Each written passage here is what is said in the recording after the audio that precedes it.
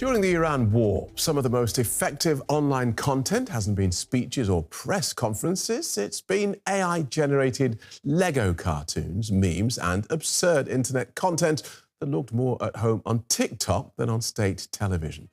One of the viral videos shows a Lego Donald Trump, the devil, and Benjamin Netanyahu flipping through the Epstein files and then detonating US missiles which caused school buildings to collapse, a reference to the Minab school strike that's thought to have killed more than 100 civilians. The video feels chaotic and almost ridiculous, the kind of thing you watch and instinctively think, well, this can't possibly matter. Except millions of people watched it. And that may be because it was never really asking people to believe anything in the first place. Well, for decades, we've worried about propaganda convincing us of their lies. But what if the bigger battle now is not over truth? What if it's over attention? Who captures it, who keeps it, and who shapes what you feel before you've even had time to think and decide? Peter Benzoni spends his time tracking exactly this. He's Senior Research Manager at the US arm of the Institute for Strategic Dialogue. That's a research organization that studies disinformation, online influence campaigns, and emerging information threats. He develops new ways of tracking how narratives spread online and investigates how digital ecosystems are being used and manipulated. So, just the man. Welcome to DW. These videos are racking up billions of views, but are they changing minds? I think you need to look at that in the longer term and examine which audience you're attempting to influence. So no, it's not trying to change my mind or your mind, Phil. And it's not trying to do that today. It's looking to try and build associations between Iran, their war, their struggles, and the idea of goodness, of justification, and also to trying to build association between fun and the entertainment. You know, we are all very familiar with the Legos. This is one of the most universally recognized cultural objects in the world. So it's all about building these associations and getting that attention focused on them. Right, and whose attention? Who are they aimed at? That's another great question. Primarily, we're looking at trying to reach internet natives, right? The Gen Z, Gen Alpha, millennials, people who are on the internet engaging in this culture every day, who are already consuming tons of memes and consuming, and many times, a lot of AI-generated content.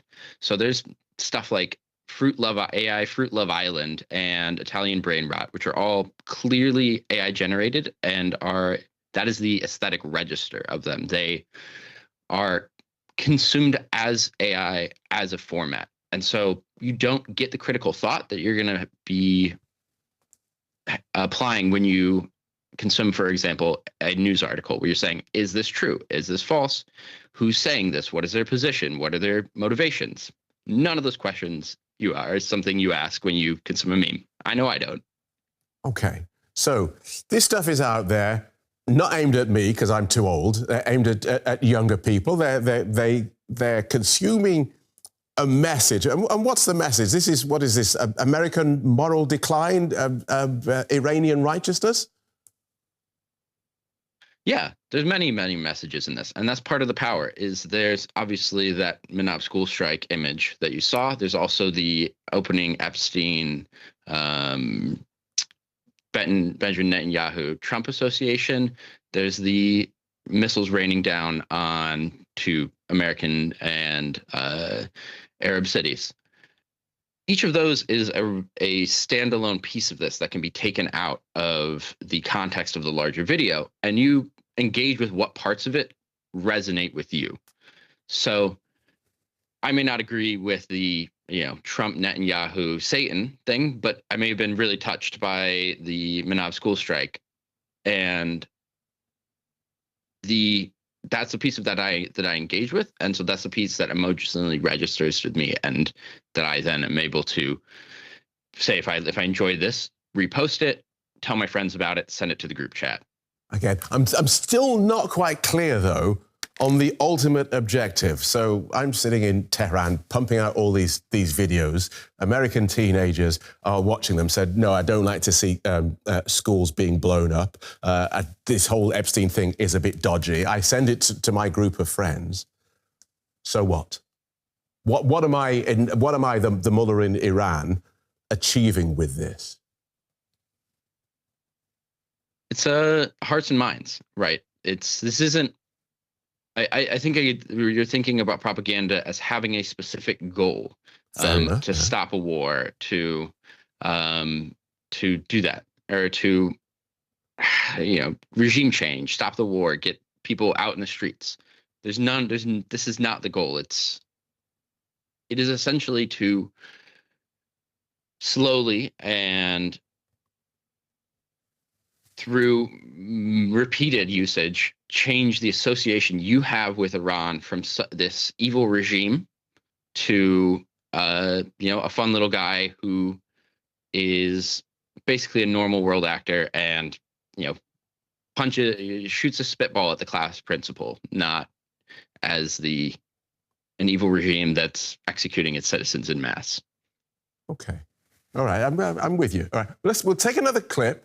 We'll take a look at another clip and then talk some more. The vote is getting cold.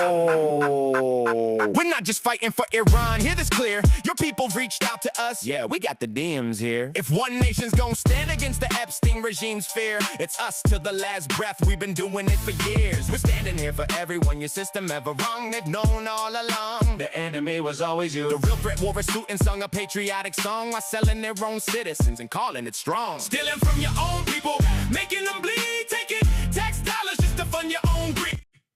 Okay, so Peter Benzoni, just a clip there. So we have this video, we have this association, plucky Iran standing up to corrupt America, America bombing a foreign country while people in its own country are suffering.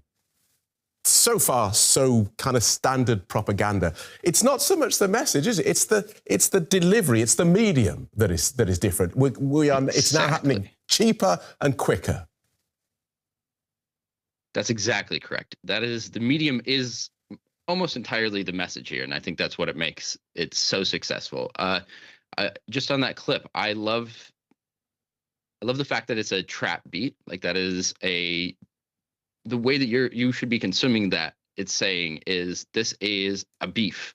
This is Kendrick Lamar versus Drake again. The music itself is giving you the message of how to consume it. And with the original video, you had that against a cinematic backbeat, or a cinematic score, right? It says consume this as though it is a narrative that you would watch Star Wars with, right? You have a good guy, a bad guy, and allow that to change your mind. And yeah, I think the medium being the message is exactly the point.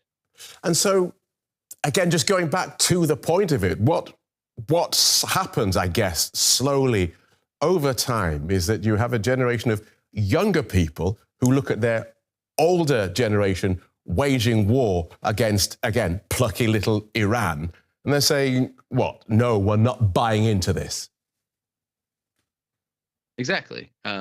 Again, I don't think this is going to happen tomorrow, especially with the awful things that they were doing in January to their own people. But if you ask 5-10 years down the line, and as these people come into power, these millennials and Gen Z come into power, I think you're going to get a sea change in how Iran is viewed. So who is producing these messages, these videos? Is it being controlled by the regime? Is it lots of Iranian teenagers in their bedrooms? Where's it coming from? So it's mixed. These are being played. That original one that you showed at the beginning was played on state media, was commissioned by the government, but was produced by a relatively small animation studio in Tehran. And much of the knockoff content from this is produced not by the Iran at all, but through maybe paid proxies, maybe just people who are fans of the format. And that's speaks to what makes it effective is that it's so reusable. It's able to be broken into little pieces and played out into smaller bits. So you see this a lot with the embassy memes, where there'll be there'll be the initial response from the embassy, and then you'll get remixes of that. You'll get people doing their own memes on top of it. So it doesn't matter that it's that who's saying it. Sure, it's Iran itself that's starting it, but once it's out there on the wild internet, it's just, it goes wherever it likes. Well, listen, I'm surprised that it is that these things are available inside the country, because we are talking about a country, a regime that has arrested people for dancing to TikTok videos. So this is a dark irony or hypocrisy.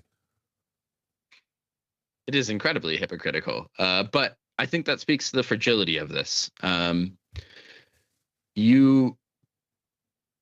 propaganda works because they've successfully positioned themselves at the underdog. Again, they're this funny little defiant guy punching up, but that's entirely dependent upon this current moment. If they say execute a woman for not wearing a hijab, another Armenian moment happens, that whole aesthetic is going to collapse overnight. Right. You can't be the internet's lovable class clown and be a theocracy that's killing its own citizens at the same time. Okay, so it's fragile. Internet. So it's fragile. The decentralized nature of it makes it fragile. Very briefly, we have a White House that has also been known to dip its toes into the waters of internet absurdity. Can either side be said to be winning this meme battle? I mean, I certainly think Iran is winning the meme war, but I don't know that they're actually fighting the same battle with each other. The White House is really doing its own thing, and its audience is basically the people who support it existing. And so those memes are working for those people. Iran is trying to win the hearts and minds of not everyone else, but darn near. Right. So it's like, that's important. You've given us much to think about there, Peter. Thank you for that. Peter Benzoni from the Institute for Strategic Dialogue. Thank you so much for having me, Phil.